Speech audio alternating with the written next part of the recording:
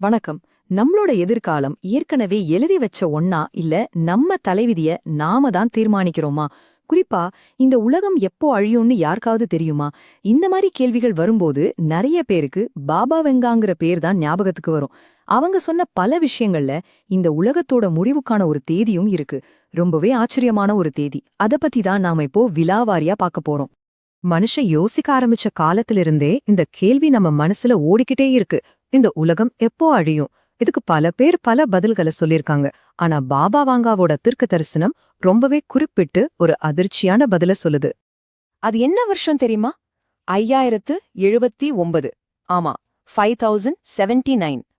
பாபா வாங்க சொல்றபடி இதுதான் மனுஷங்களோட கடைசி வருஷமா இருக்க போகுது.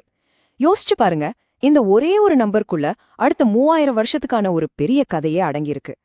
சரி, இவ்ளோ பெரிய ஒரு விஷயத்த, இவ்ளோ பெரிய ஒரு வருஷத்த சொன்னது யாரு?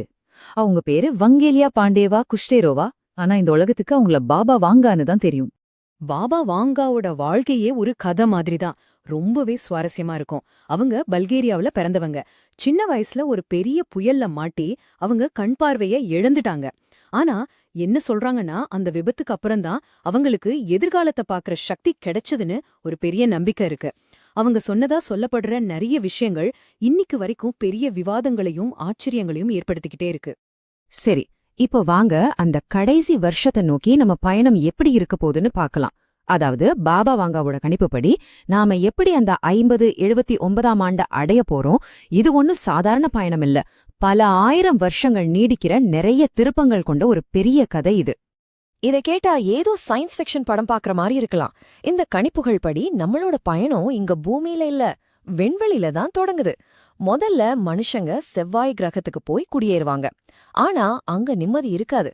அங்க நடக்கிற சண்டைகளால அந்த கிரகமே பாதிக்கப்படும். அதே நேரம் பூமிக்கும் ஆபத்து காத்துக்கிட்டு இருக்கு.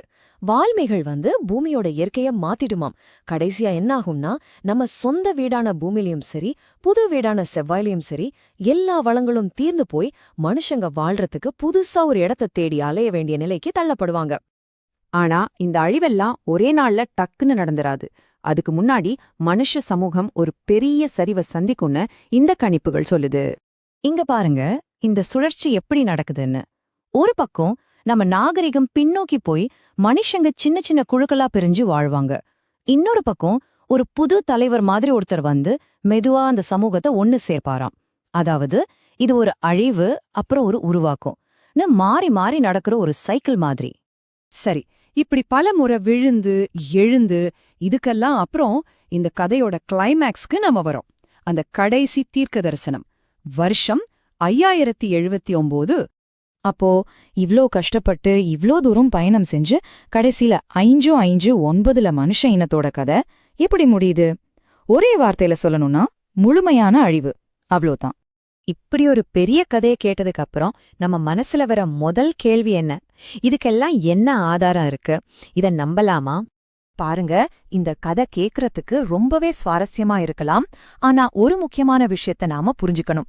இந்த கணிப்புகளுக்கு எந்த ஒரு சயின்டிபிக் ஆதாரமும் கிடையாது. இது எல்லாமே வெறும் நம்பிக்கைகளும் பல வருஷமா சொல்லப்பட்டு வர்ற கதைகளும் தான்.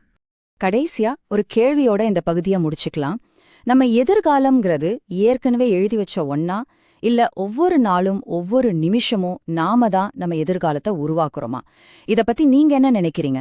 யோசிச்சு பாருங்க.